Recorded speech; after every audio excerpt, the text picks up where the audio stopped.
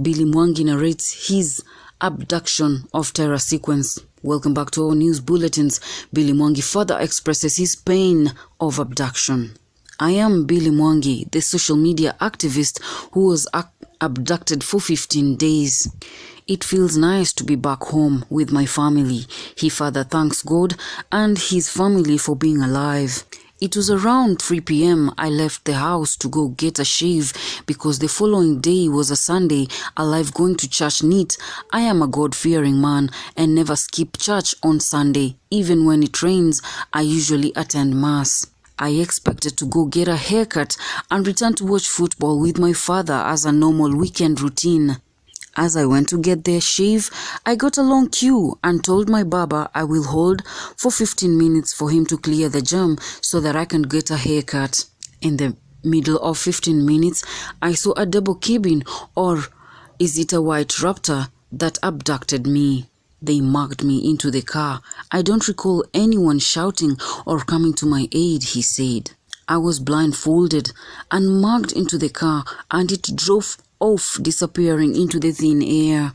I was totally clueless. Right now, I am psychologically tortured. Personally, I'm not healed, he added.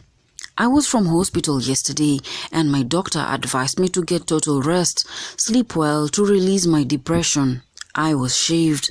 Personally, I was shaved, he repeated. I don't know when it happened, but I just found myself shaved. I was very confused.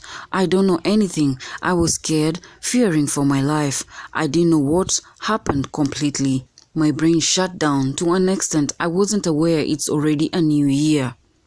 I was confused how I got to Nyeri. I was shivering.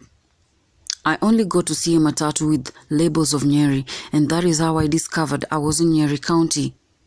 I got a matatu straight home and arrived at 8 a.m. I love to thank every Kenyan, from Embu people, Nairobi, Kisumu, every county, which woke up every day to fight for my freedom, not forgetting the peaceful demonstrations that helped Billy Mwangi and the rest free.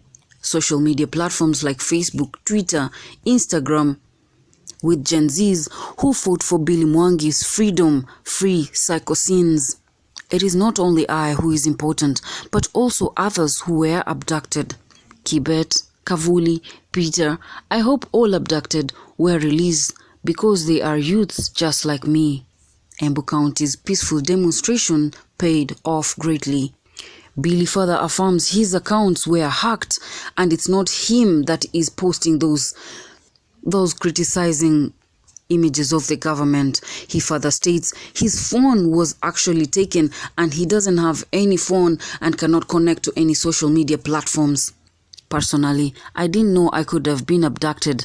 I saw everything on the news about abductions. I didn't know I would be alive. It's quite depressing, but I thank God. Any parent should not be tormented like this without knowing the whereabouts of their children. Abduction is one of the worst things.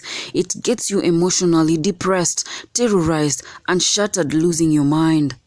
I couldn't tell my worst fear because I didn't know what step they were going to take.